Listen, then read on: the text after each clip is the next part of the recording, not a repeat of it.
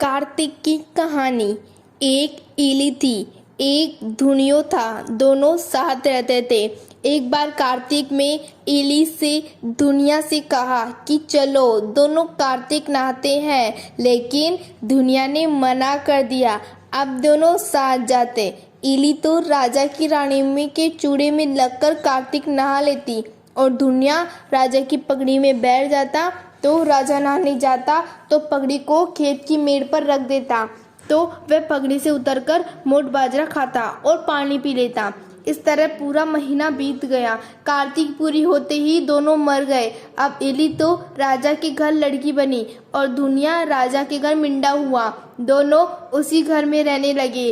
दोनों को पूर्व जन्म की सारी बातें याद थी। धन गड़ी धन बाग, राजा की बेटी बड़ी हो गई, शादी वाली हो गई। एक दिन उसकी शादी होने लगी और शादी होकर विदा होने लगी तो रथ रुक गया। राजा ने पूछा कि बेटी तुम्हें क्या चाहिए? रथ कैसे रुक गया?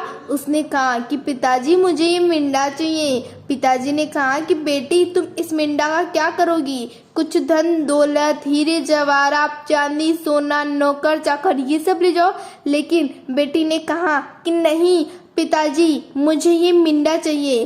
राजा ने जैसे ही रथ के मिंडा को बांधा, रथ तुरंत रवाना हो गया। अब राजकुमारी ससुराल गई तो मिंडे को नीचे चौक में बांध दिया। अब जैसे ही राजकुमारी ऊपर नीचे आवे जावे तो मिंडा से बात करे। मिंडा बोलता, रुनझुनी करती ये राजा की बाई पानी नो पिला। तो राजकुमारी उससे कहती कि मैं कहती दाए मारा कार्तिक दो नहा। ये सब बातें उसकी दुरानी झुटानी सुनती और सोचती कि इनकी बातें तो समझ में नहीं आती, लेकिन बहू जानवर से बातें करती है। ये बात राजकुमार को बता दी कि आपकी रानी जानवर से बातें करती है। यह सुनकर राजकुमार को गुस्सा आया और महल में जाकर रानी को तलवार निकालकर मारने लगा। उसने कारण पूछा तो बताया कि तुम इस जानवर से बातें करती हो। तो राजकुमारी शांत स्वभाव से राजा को समझाया कि हमें पूर्व जन्म की सारी बातें याद है। मैं इली थी, ये दुनिया था, मैंने इससे कहा था कि चलो दोनों कार्तिक नहाते हैं, लेकिन ये तो खाने में ही रहा और मैंने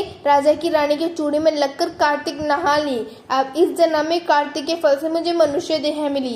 राजा के घर जन्मी व राज से ठाठ में रही और मेरे को आप जैसे पति मिला। सब कार्तिक नहाने का पुण्य है और यह खाने में रह गया, इसलिए से ये जानवर की नहीं मिली। राजकुमार ने कहा कि कार्तिक नहाने से इतना फल मिलता है क्या? राजकुमार ने कहा कि कार्तिक नहाने से सारे पाप नष्ट हो जाते हैं, सातों सुख मिलते हैं, मनुष्य की हर मनोकामना पूरी होती है। राजकुमार ने बड़े बड़े पंडितों को बुलाया और पूछा किस मिंडी की जून कैसे छूटेगी? तो पंडितों ने कहा कि तुम दोनों जोड़े से कार्तिक नहाओ और तुम्हारे नए हुए पानी से मिंडे को नहलाओ तो इसकी मनुष्य देह होगी। राजा रानी दोनों ने 3 वर्ष तक कार्तिक स्नान किया, व्रत किया और अपने नए हुए पानी से मिंडे को नहलाया तो 3 साल बाद उसकी मनुष्य देह आई। ये देखकर राजा रानी बहुत खुश हुए। वह मिंडा भी मनुष्य देह पाकर मोक्ष को प्राप्त हुआ। हे दामोदर भगवान, कार्तिक के ठाकुर जी, जैसे मिंडा की जून छुड़ाई वैसे सबकी छुड़ाना। वह राजकुमारी को सुख दिया वैसे सबको देना। कहता न सुनता न, हुंकारा भरता न, आप रसाई परिवार की रक्षा करना।